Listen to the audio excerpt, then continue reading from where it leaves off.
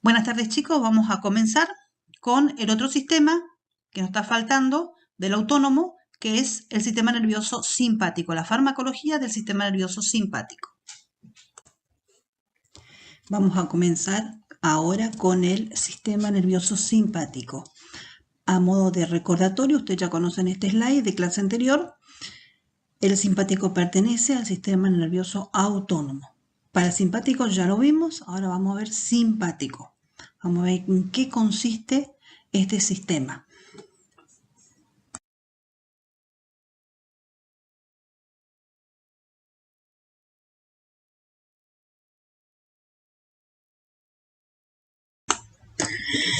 Como pueden reconocer en esta imagen que vimos ya en la clase anterior, fíjense, vamos a hablar dentro del autónomo al simpático.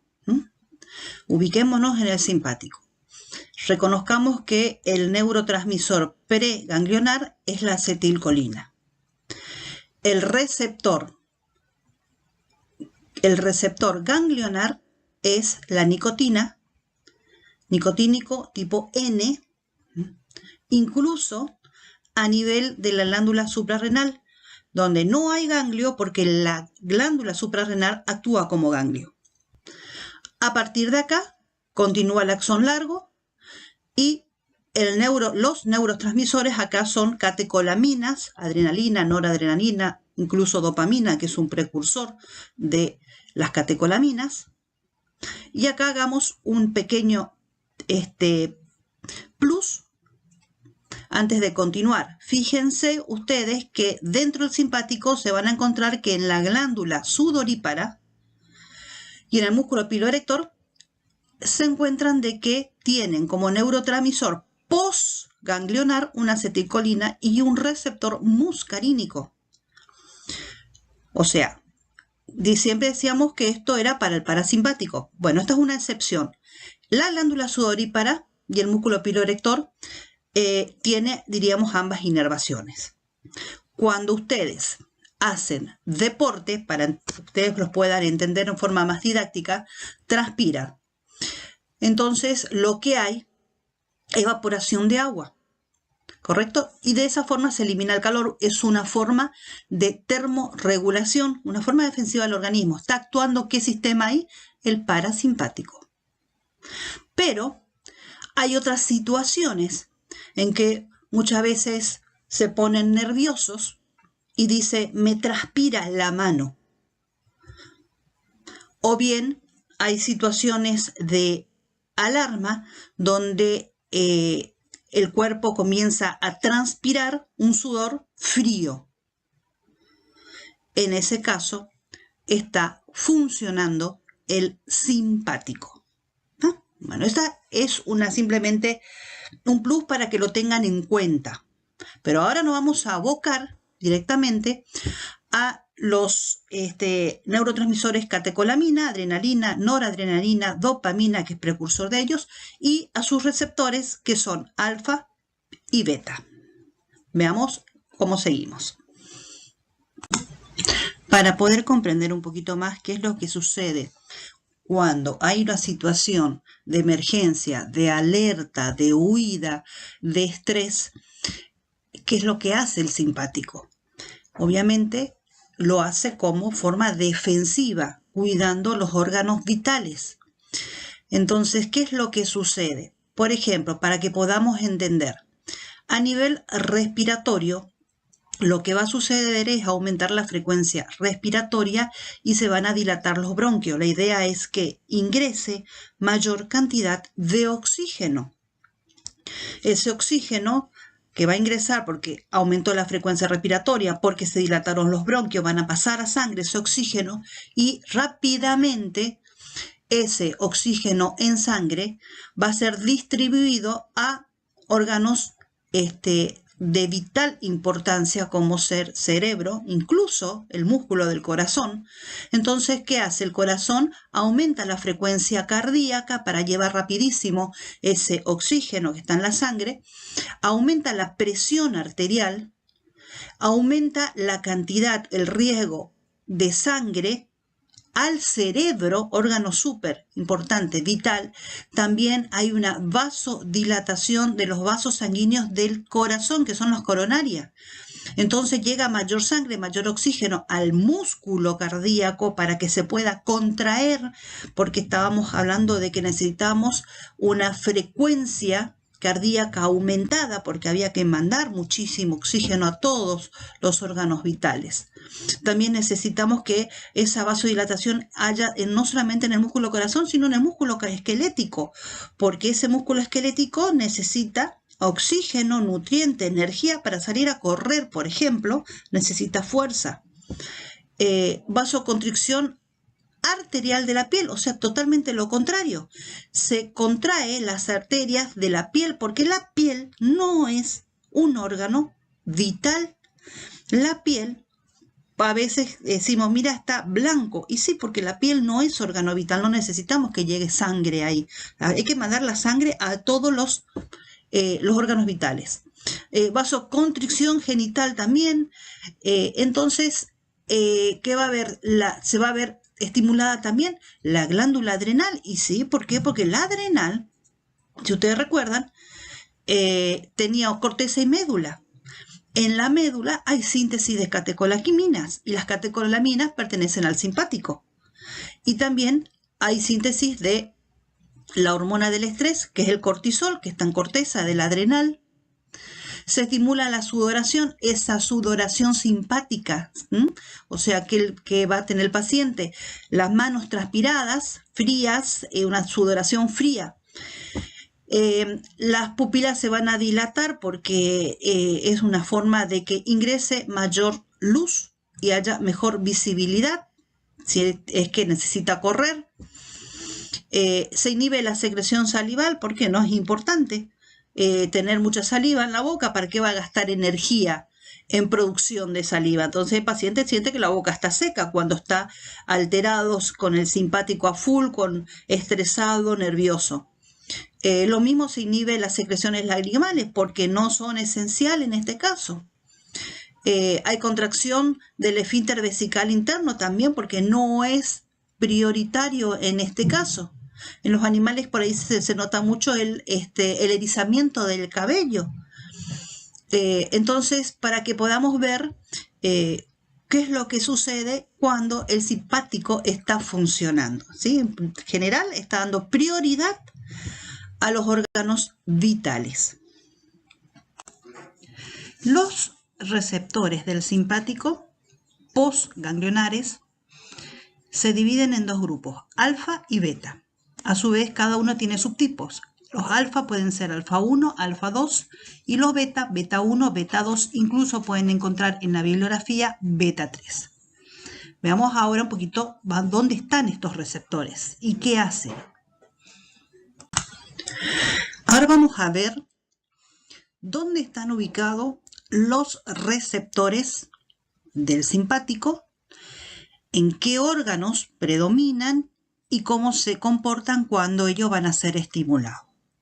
Si bien este es un tema, diríamos, muy complicado, complejo, lo vamos a hacer lo más, diríamos, forma didáctica posible y vamos a ubicar ciertos órganos, porque no vamos a poder abarcar todos los órganos. Vamos a hablar de algunos órganos, los más importantes que consideramos para este sistema y cuáles son los receptores que predominan en ellos. O sea, va a haber otros receptores que van a estar también en esos, pero vamos a buscar los que predominan, porque si no, nos vamos a enloquecer y no vamos a poder fijar absolutamente nada porque es muy grande el conocimiento de estos receptores en el simpático. Así que bueno, vamos a ponerle onda y vamos a ver dónde están ubicados, en qué órganos y cuáles son ellos y qué es lo que hacen. Corazón. ¿Cuál es el receptor que predomina en el corazón? Son los beta 1. Los beta 1 hacen que aumente el gasto cardíaco al aumentar la frecuencia cardíaca. Y también aumenta el volumen de sangre expelido por cada contracción. ¿Por medio de qué? De que aumenta la fracción de eyección. Entonces, podemos decir que tenemos un aumento de la contractibilidad, o sea, inotropismo positivo, automatismo positivo, o sea, cronotropismo positivo, conductividad o dromotropismo positivo y excitabilidad o batmotropismo positivo. Todo esto porque el que se va a estimular es el receptor beta 1 del corazón. ¿Estamos? Lo que predomina en el corazón, beta 1. En los riñones, si ustedes recuerdan, de fisiología, teníamos la secreción de renina. Voy a dejar en ustedes que investigan o recuerden que la renina, dónde se sintetizaba en el riñón, para qué se sintetizaba renina, cuál era la cascada. ¿Se acuerdan? Renina, angiotensina, 1, 2, aldosterona. ¿Qué función tiene la aldosterona? Bien, voy a dejar que investiguen eso, ¿está? Pero les doy una ayudita.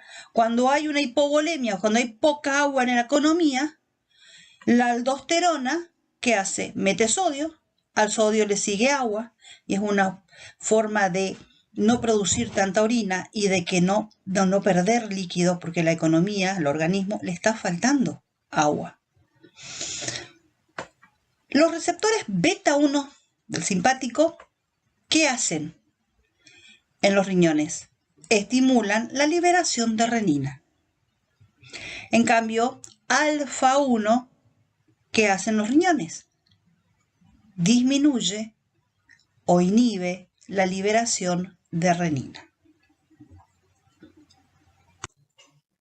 En los pulmones, la presencia de los receptores beta 2 es fundamental porque cuando estos son estimulados se produce broncodilatación, asegurando que ingrese buena cantidad de aire porque sean dilatados y este aire con oxígeno pueda intercambiarse a nivel de la sangre y así tener la sangre, después mucho oxígeno y ese oxígeno llegar a los órganos vitales.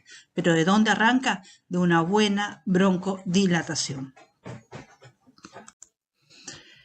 Con respecto a las arteriolas.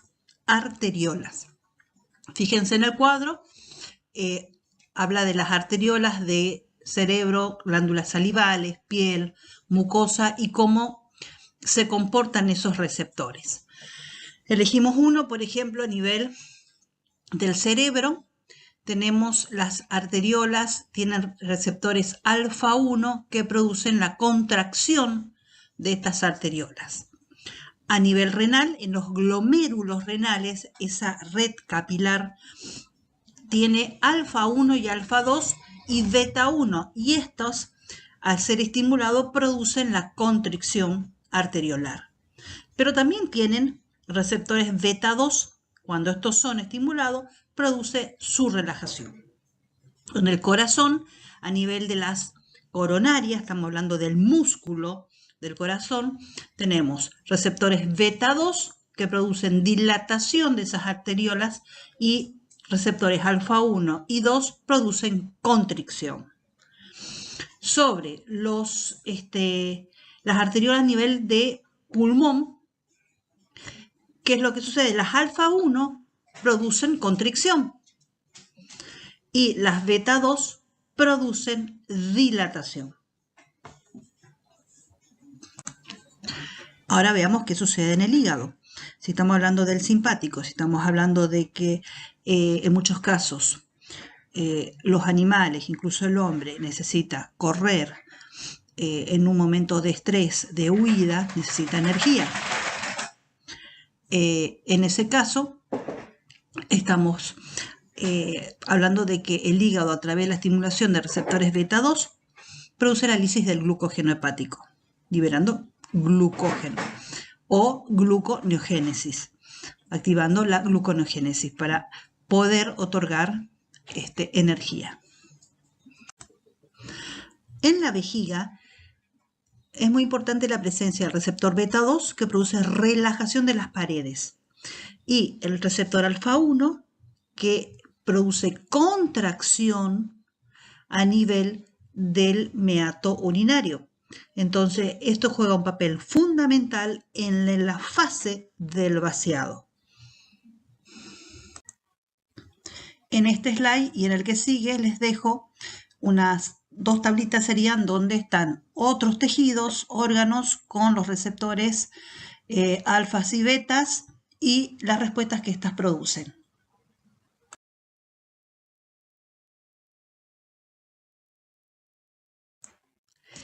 Van a encontrar mucha bibliografía, van a encontrar cuadros en internet y muchos de ellos por ahí le van a confundir. Por ejemplo, este slide que está en internet dice que los receptores alfa 1 contraen, que los alfa 2 relajan, y no es tan así.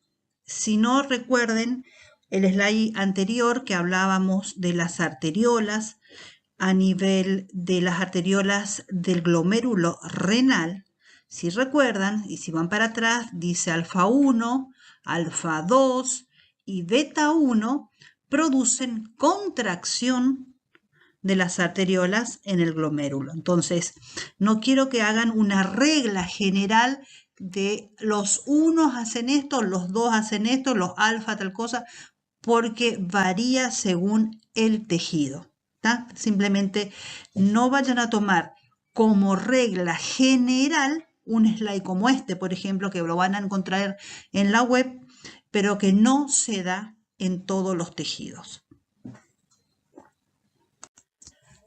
Ahora que más o menos sabemos dónde están, cuáles son los receptores del simpático, dónde están, qué hacen cuando se los estimula, vamos a hablar un poquito de los fármacos que podemos utilizar.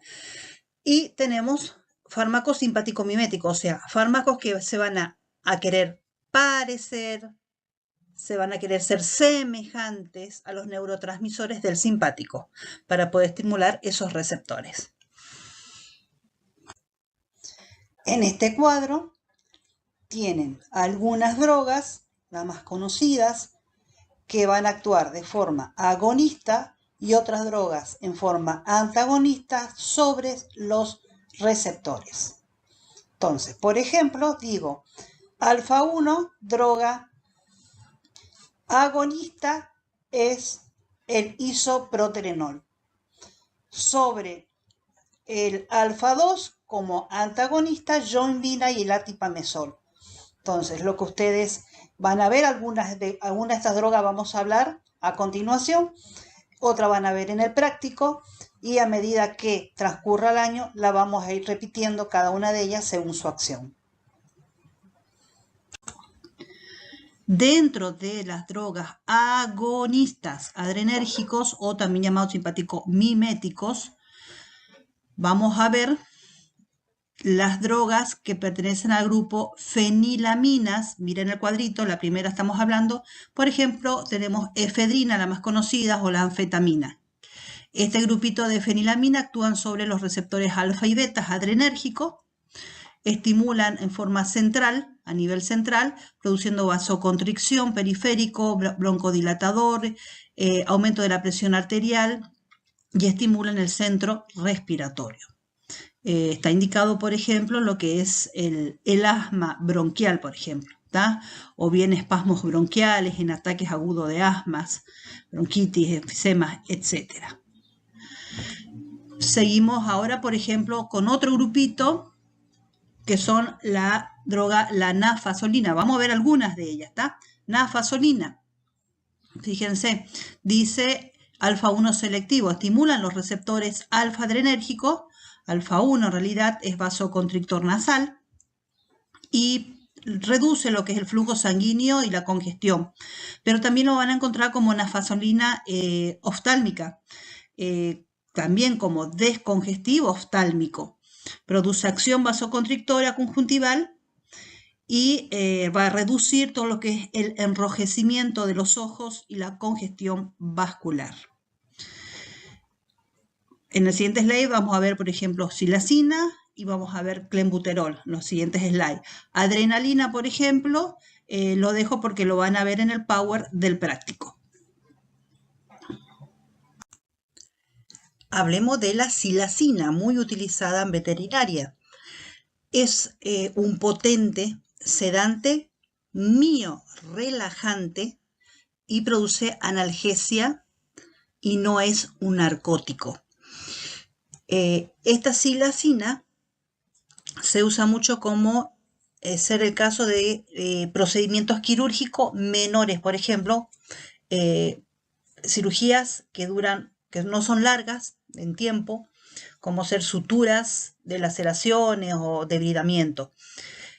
Como agente preanestésico se utiliza, disminuyendo así, en ese caso, la dosis del anestésico. Por eso es muy importante el uso de la silacina como premedicación. Entonces hace que cuando elijamos el anestésico, usemos dosis menores del anestésico porque ya usamos un preanestésico que es la silacina. También se utiliza cuando vamos a hacer exámenes semiológicos en la boca, en la oreja o en las palpaciones abdominales o una palpación rectal o una palpación vaginal. Ayuda muchísimo la sedación con silacina. Este es potente sedante, potente miorelajante. Esta relajación está basada en la inhibición de la transmisión intraneural de los impulsos en el sistema nervioso central. Los principales efectos van a durar 10 a 15 minutos una vez que le inyectamos en forma intramuscular y dentro de las 3 a 5 minutos después de una inyección endovenosa. Es un estado así como semejante al sueño y la profundidad de ese sueño va a depender obviamente de la dosis y va a durar 1 a 2 horas y la analgesia, o sea, no va a haber dolor, la analgesia dura entre 15 a 30 minutos luego de la aplicación. El clenbuterol está totalmente prohibido según la resolución del SENASA, la 335/95. Se prohíbe la elaboración, importación, tenencia, distribución, comercialización y uso en alimentos para animales, suplementos alimenticios y medicamentos. Así que si le interesa leer el tema del clenbuterol, bien, buscan esta resolución en el SENASA, en la web, y lo pueden encontrar.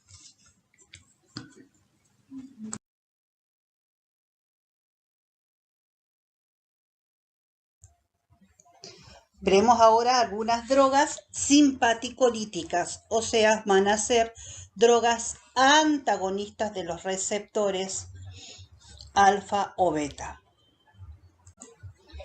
En este cuadro, que ya lo vimos anteriormente, ahora en la tercera columna vemos las drogas antagonistas y en rojos le ponemos las drogas de mayor uso en veterinaria en la Argentina.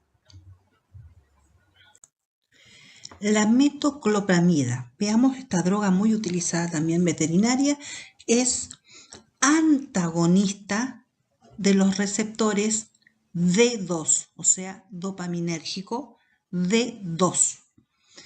Es un antiemético, o sea, se lo dan a los pacientes que tienen vómitos y es un procinético. ¿Qué quiere decir procinético? Que ayuda a que se mueva el estómago y produzca el vaciamiento del estómago hacia el intestino. ¿Va? Entonces, es un antivomitivo y ayuda el vaciamiento del estómago. La metoclopramida es un medicamento que va a actuar en dos niveles. Por un lado, en la zona quimiorreceptora del gatillo. Ahí están los receptores de 2, por lo tanto va a tener su efecto antiemético.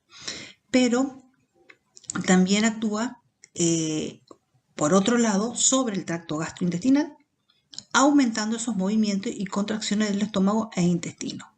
¿Vamos?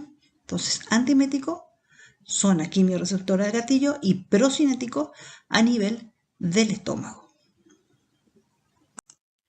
Dentro de las drogas antagonistas alfas, selectivos a las alfa 1, tenemos, como podrán ver, prazosin o prazosina, terazosina, doxazosina, son todos parecidos, diríamos, dentro, son todos mismos parientes, pero vamos a hacer referencia al que más se utiliza en veterinaria, que es la prazosina.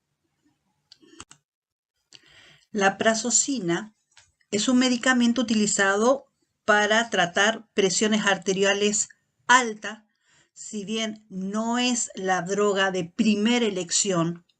Cuando hay presiones arteriales altas, se eligen otras, pero esta podría ser una. Los síntomas también de próstatas agrandadas también se utilizan, y en trastornos de estrés postraumático. Entonces, es un antagonista selectivo alfa-1. ¿Qué es lo que hace? ¿Cómo actúa como mecanismo antihipertensivo? Produce vasodilatación. Las paredes de los vasos sanguíneos disminuyen en su resistencia. O sea, hay disminución de la resistencia periférica. Por lo tanto, la presión cae, hay hipotensión. Esto va a producir taquicardia refleja. Como medio defensivo, el corazón comienza con taquicardia, porque cayó la presión. Esto va a llevar a una disminución del retorno venoso, disminución de la precarga, estamos ya hablando a nivel del corazón, y disminución del gasto cardíaco.